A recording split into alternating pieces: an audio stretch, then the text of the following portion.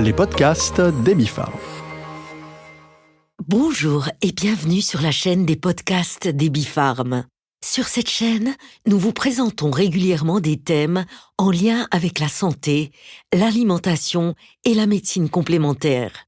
Je m'appelle France Hamel et je suis très heureuse de vous faire découvrir aujourd'hui les enzymes, ou plus précisément, comment les utiliser dans le traitement des infections. Mais en fait, c'est quoi exactement une enzyme ? Les enzymes sont des substances présentes naturellement dans notre corps. Elles participent à tous les processus métaboliques de l'organisme. Grâce à elles, les réactions biochimiques sont accélérées. Dans ce contexte, les enzymes jouent un rôle considérable lors d'infections en influençant le processus de guérison. Les enzymes sont notamment capables d'éliminer les substances messagères en excès. J'aimerais m'entretenir aujourd'hui avec mon invité du jour, Ariane Henny, sur l'activité des enzymes dans le corps humain et sur la manière de les utiliser dans les traitements thérapeutiques. Déléguée médicale chez Ebifarm, Ariane Henny soutient les clients OTC, les médecins et les naturopathes. Ariane Henny est également nutrithérapeute et assistante médicale. Bonjour Ariane Henny. Bonjour France, bonjour tout le monde. Ariane, comme nous l'avons déjà mentionné, pratiquement tous les processus métaboliques dans notre corps ont besoin du soutien des enzymes pour être suffisamment rapides ou pour avoir tout simplement lieu. Les enzymes jouent un rôle clé dans ces processus. Peux-tu nous en dire un peu plus à ce sujet ? Oui, volontiers. En fait, les enzymes contrôlent tout. Elles sont partout où il y a de la vie en général et pour maintenir la vie. Elles jouent un rôle de catalyseur en activant ou en inhibant les réactions chimiques vitales. Comme tu l'as déjà dit, elles sont impliquées dans tous les processus métaboliques de notre corps pour qu'ils puissent rester en harmonie.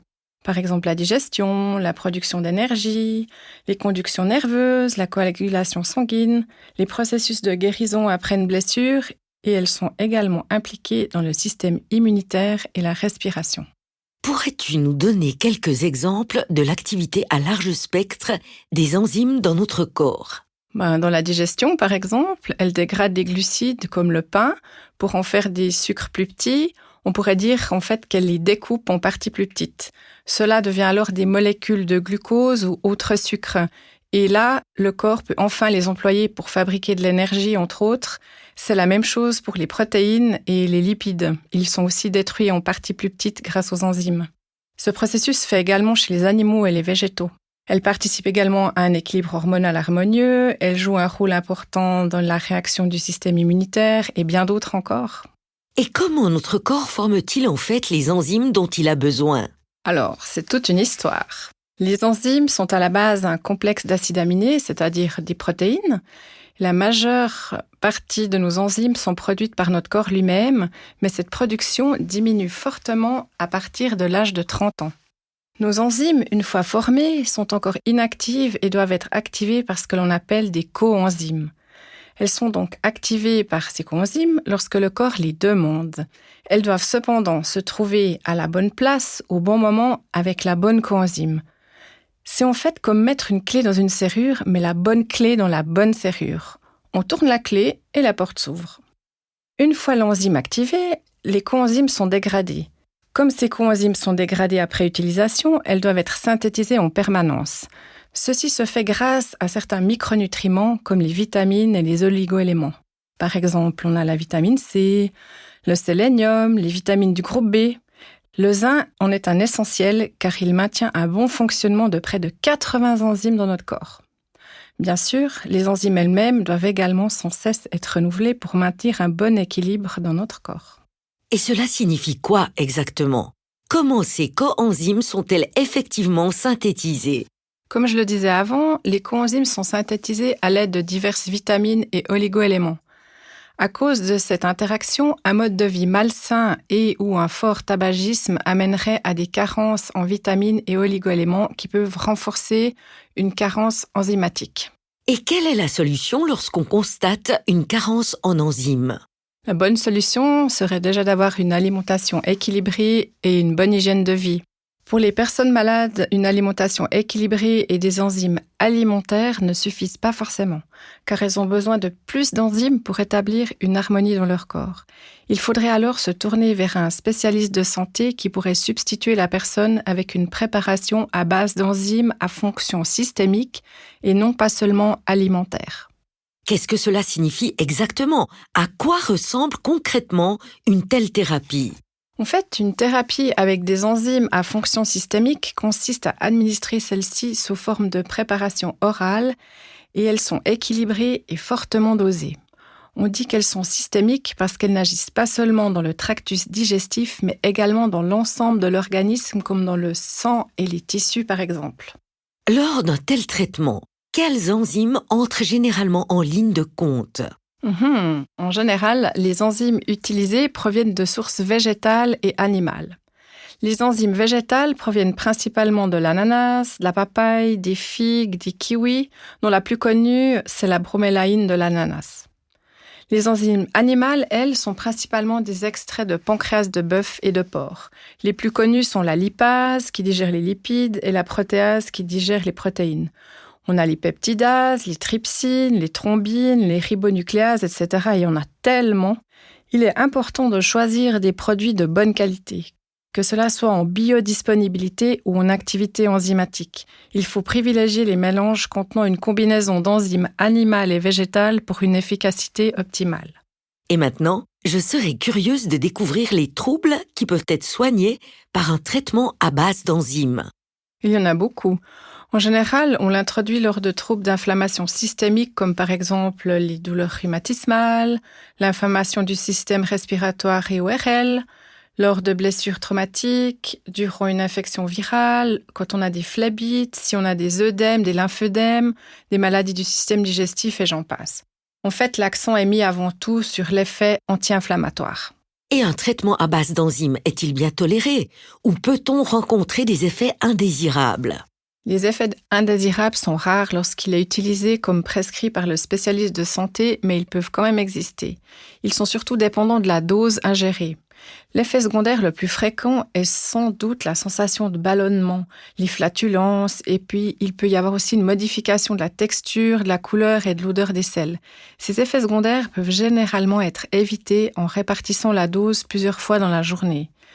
Il est aussi très important de prendre les enzymes en dehors des repas, dans l'heure avant ou dans l'heure après.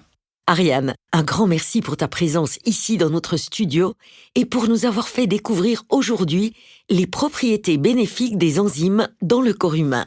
Avec grand plaisir. Au revoir et à bientôt pour un autre podcast d'Ebifarm.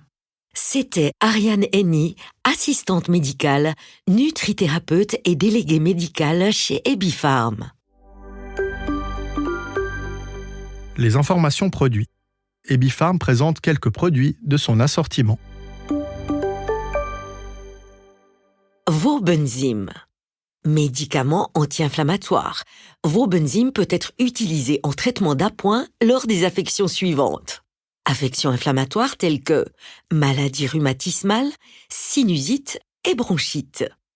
Ou lors d'inflammations après des blessures dues au sport comme les entorses et les contusions. Lésions cutanées telles que les brûlures et les égratignures. Et lors de phlébites.